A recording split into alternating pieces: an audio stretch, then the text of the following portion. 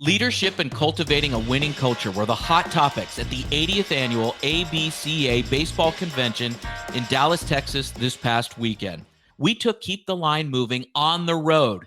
It's Keep the Line Moving, Coaches Week. It's about to get rocking, about to get rolling with Walter Beede, host of the Coach Beede podcast. All right, Walter Beede, it's great to see you. Thank you for doing this. Oh, absolutely. I'm really excited about taking some time and talking to you here in Dallas. Thank you. So you and I met and talked about baseball and what it means to be a great player, what it means to be the father of a great player. Just tell me in general, what does baseball mean to your family? That's a loaded question. For me personally, baseball had always been an integral part as a young player. My parents passed away when I was very young, and baseball was like my salvation as far as it gave me my peace, my solitude, but it also gave me my what, why, kind of a purpose in life, hoping to get college opportunities. And so as a former player, got into coaching, and when I had my children, it was really something we sat down and we discussed, because I always tried to make sure my boys understood the symmetry between life and baseball, the ebb and flow. Many other sports, football, basketball, the games are few and far between, whereas baseball is almost an everyday thing, whether you're an amateur or professional. And I try to explain to my boys, you have good days, bad days, but you have to be consistent with your attitude, your effort, your energy. So for us as a family, I would say baseball, believe it or not, was really our foundation. Tell us what you're doing now. Tell us about the Baseball Blue Book. Tell us everything that's going on for you. Sure. I mean, what I've been able to do for probably a little over 3 decades now is I work and help families. A lot of people assume it's with regard to college recruiting, but really it's more of a consulting dynamic to get parents to understand what's really going on during these formative years of, say, 14, your freshman year in high school through college graduation. And there's a lot of mental and physical development that takes place within student-athlete's career. So I help provide student-athletes and families access to all of the dynamics that they'll need, i.e. nutrition, strength and conditioning, academic, and then obviously with regard to college recruiting, introducing them to college programs that I feel best serve their ability to trade athletic ability for academic excellence. What we try to do is allow parents to become as educated and informed as they can so they can choose their path rather than trying to chase an opportunity. My gosh, I got to ask a follow-up on this. You're making a difference in these people's lives. It's overwhelming just to apply to college minus athletics or minus the complexities of standing out as an athlete, a student athlete. You're helping people in a key time in their family lives. I take great pride in that. And I mean, I could tell you story after story over 30 years. For instance, I can tell you a story of a young man named Mason Coppins. Mason he probably played 40 collective innings in high school over 4 years and was told he'd never play college baseball. He was from Louisiana, single mom, and I was able to help them get to a postgraduate year boarding school in Connecticut, Salisbury School, and then ultimately he became a 4-year starter, Division I baseball, Northeastern University, played 2 years on the Cape. His life was altered. I've had other young men that have gone on to West Point. They've gone on to Tulane, Wake Forest, and these are students and families that were told your son will never play in college. Now, it wasn't my ability, as from an evaluator standpoint, it was my ability to convey to parents, choose, don't chase. And when parents take a deep breath and they stop chasing their son's peers, Jimmy signed with this team and my son's better than, you're chasing. You have to stop, create a plan, execute the plan, and by that I mean take care of business in the classroom, take care of business athletically, and then start to choose your path. And so for me, I get invited to weddings now, to student athletes I've known since they were 10, 11, 12. They're having children. And they'll, say to me, young man went to LSU, was told he was too short, 5'9", 5'10". He's now a professional pitcher in the Mets system, second-round draft pick. But my point is, I try to get parents, everybody has the same opportunities. You simply have to know what your path and what your plan is, and then go ahead and engage and take action steps towards your plan and your process. And this is what you and I talked about yesterday when we got to know each other, which is this. It's up to the coaches to see how to inspire each individual player, because wasted talent is a crime. A crime. Right?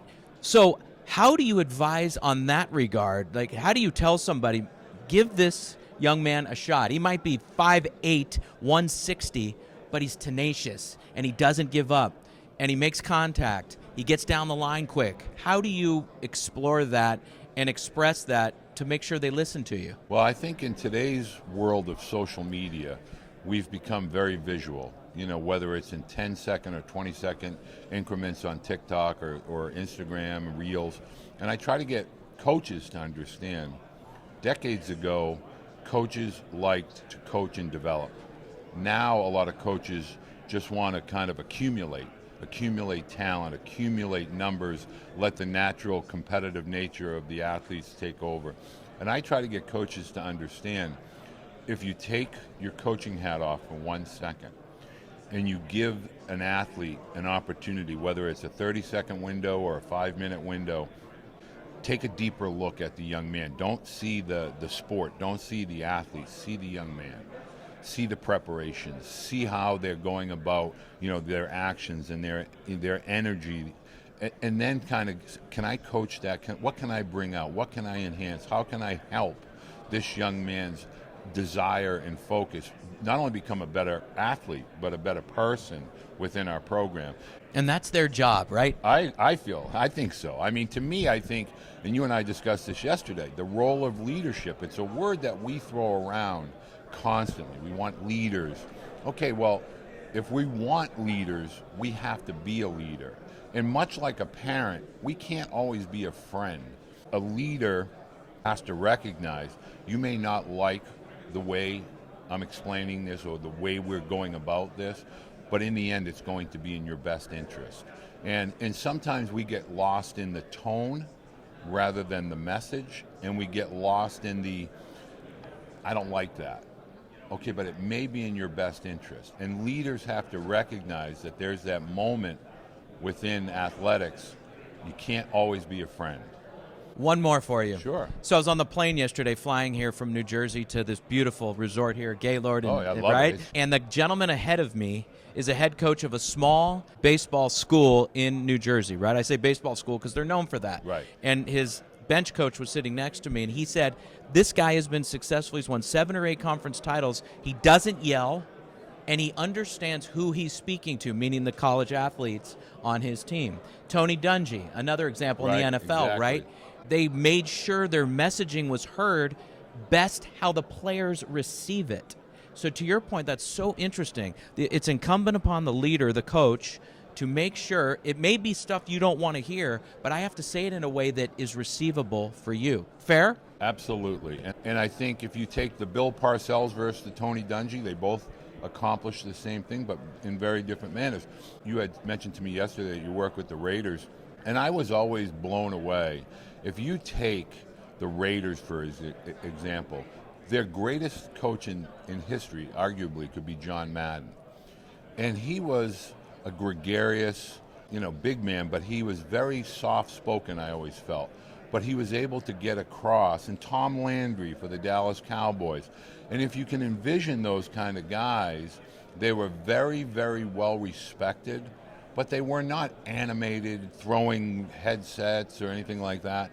And I think we've kind of lost our way. We're trying to be the loudest so that people are looking at us. But sometimes it's more about your message as a coach. So for me personally, I've always felt that baseball, when taught properly, it really teaches you to be mentally prepared. But more importantly, much like life, your last doesn't mean as much as your next. And you can use that in a myriad of different ways. Your last at-bat, your last pitch, your last fielding opportunity. Really, you have to take, learn, and move, and you have to move forward. And that's really what life it demands in a lot of ways. Yesterday doesn't have any influence on your today mentally or physically, you have to be engaged and prepared for your next. Exactly. And so when you make an error and you have to go to the plate with 3 runners on, the bags are juiced, you just made an error, you cannot think about that. You have to dial in to what that pitcher, because he or she is coming at you with velocity, and they don't care, and their mind is clear. How did you advise your sons to be great in that respect? I always tried to get both my boys that baseball is very much like driving an automobile. Every car that they'll ever get in has a rear view mirror. But what really matters is the glass or the windshield in front of you, the highway in front of you. Everything that's in front of you is much more important than what's behind you. And if you take that kind of dynamic and you apply it not only in baseball but in life, you're going to react to that flow ahead of you rather than the debris behind you. And so I really feel that that's really the biggest lesson that baseball offers to those that really want to listen and pay attention to that. So your son Tyler was drafted by the San Francisco Giants about a decade ago. What was that experience like, to be drafted and getting that phone call? Well, it was a lot of layers to that, because Tyler had been a first-round draft pick out of high school, by the Toronto Blue Jays, and he turned that down. In fact, he was the only 2011 first-round pick that didn't go to sign. He basically said, "I'm going to go to Vanderbilt." So for 3 years, you're really walking on eggshells, hoping he gets that opportunity. And really, there was so much joy and elation, because over and above the first-round draft pick in 2014 by the Giants, they won a national championship. So it was really a culmination of all that waiting for 3 years after high school paid off. He was able to win a national championship, played for a tremendous coach like Tim Corbin, and was able to get the opportunity again to be a first-round draft pick and begin his professional career. That's really cool. So Vanderbilt is a powerhouse, and when he was a collegiate player, bypassing being drafted by the Blue Jays, how did he devote himself to excelling at that university? Oh, boy. His very first game against Stanford, freshman year, he got his teeth kicked in, and he gave up 9 runs, and Vanderbilt lost. But one of the best parts of college athletics with regard to coaching, and in this particular case, Tim Corbin, he is really a life mentor. And he really Tyler was able to utilize the 3 years at Vanderbilt and learn a myriad of different life lessons he was able to take into his professional career that helped him immensely stay grounded, really understand the celebratory kind of mindset you had to have within the team, to be a daily disciplined and trust your routines. So I think college really prepares student athletes for that professional level in whatever sport, because they really begin to understand time management. They really be able to understand the routines that they need to apply to their daily work, whether it's academically and then obviously athletically. So I think it was a really wonderful 3-year time period in his life, and ultimately got his degree from Vanderbilt, economic degree, and now he's still playing professionally, so it worked out well. This has been awesome. Thank you. I appreciate it. Next up from our podcast series from the ABCA conference is Aaron Pridmore. He hosts the S.L.I.D.E podcast, and he's also affiliated with the Savannah Bananas. Not everybody wears eye black to conferences. You do. Tell us why. Well, look, I'm 45 years old, so I got to find a way to still stay relevant, stay cool with the kids. Yes. And have a little fun, bring some attention my way. So, yes. When I was younger, I didn't want the attention. Right. Now, I'm old enough to where I don't really care, and I think it's fun. So my wife still gives me a lot of grief about me doing eye black. But look, I'm here in a generation where they love their drip, and so I got to bring them the drip. I love it. So Savannah Bananas, that's your hat. You have an affiliation with the Savannah Bananas, but you're more known for the S.L.I.D.E podcast. That is right. Which I love the title. Let's hit the S.L.I.D.E podcast first, and then we'll get to the Savannah Bananas. Yeah, okay? of course. The S.L.I.D.E podcast, as you and I visited for a long time yesterday, focuses on the development of baseball related to kids. Yep. this beautiful game that we all love and how we can bring it to more kids in more areas of the world. Yep. Is that safe to say? Did I summarize it all right? That's spot on. All right. Spot on. So Tell us. It kind of started. I was a youth baseball coach in small town USA, South Carolina, and I saw a lot of the negativity. And I'm a fixer by nature. So and it's something that I couldn't fix at the fields, and it frustrated me a lot. And I personally deal with some mental health issues myself, and every day if I was having issues, once I got to the park with the kids, they instantly turned my day to a great day. And so I wanted to find a way to give back to the kids, and more importantly, just spread positivity. You turn on any news channel, you turn on most of the social media these days, and it's something negative that we're constantly resharing and putting out there. And I want to just create content that makes people laugh and that adds some positivity, but more importantly, helps kids build their confidence and have a little fun. So what I love about this, Aaron, you're courageous.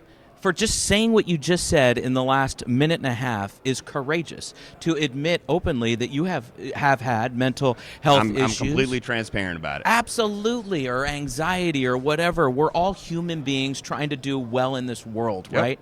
And, I'm with you on the social media and the potential negativity that it exists, right? Obvious statement. Yep. So you've made a decision to do something about it. Right. That's what I really respect. Yep. So when you turn the mic on every day, or how often you do your podcast, it's almost like you going back on that field again, right? Yep.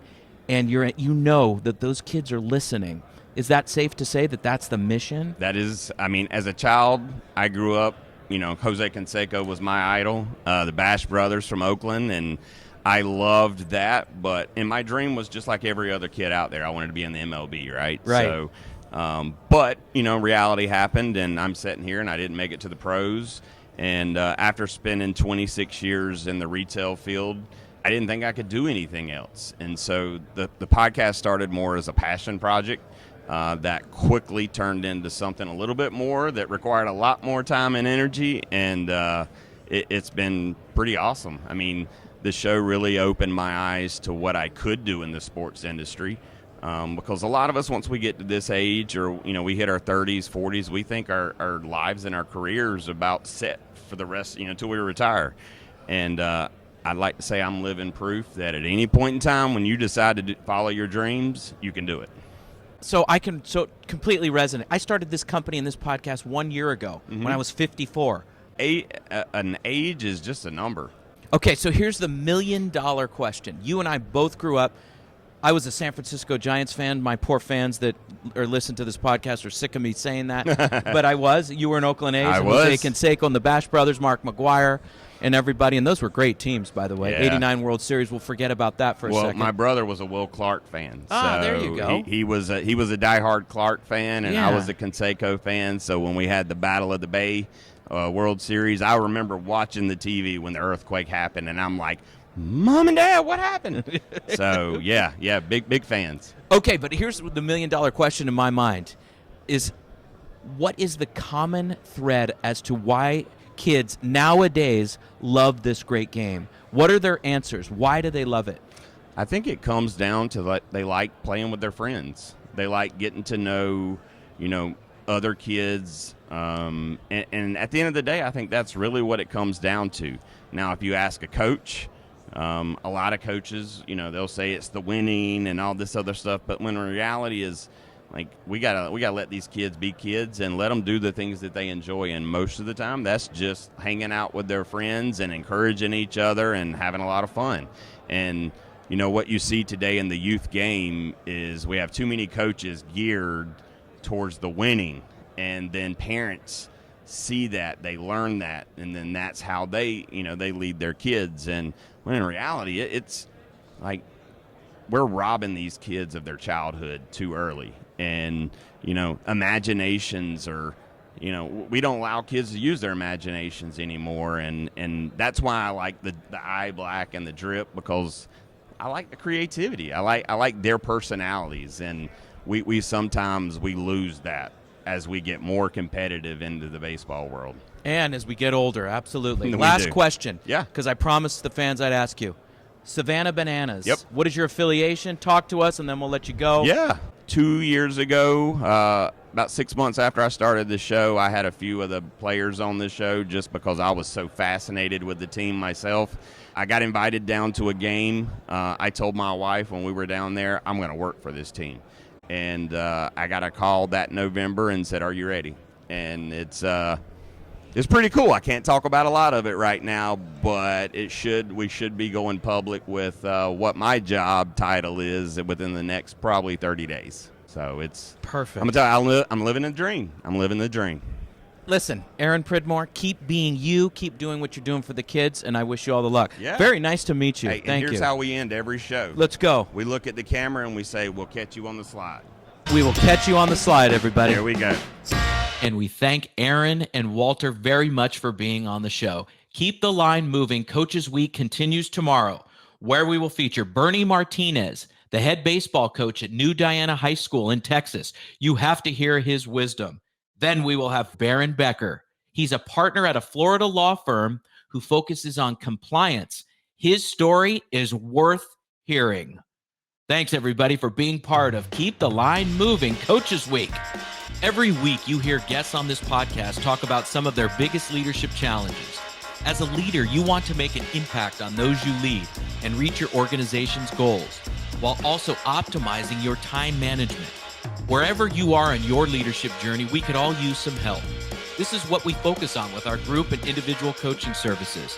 To book a call or get more information, email me directly at chrisg@garganoleadership.com or visit our website at garganoleadership.com. For our podcast and video producer, Jack Radutsky, and our marketing coordinator, Savin Narwhal, have a great week, everybody.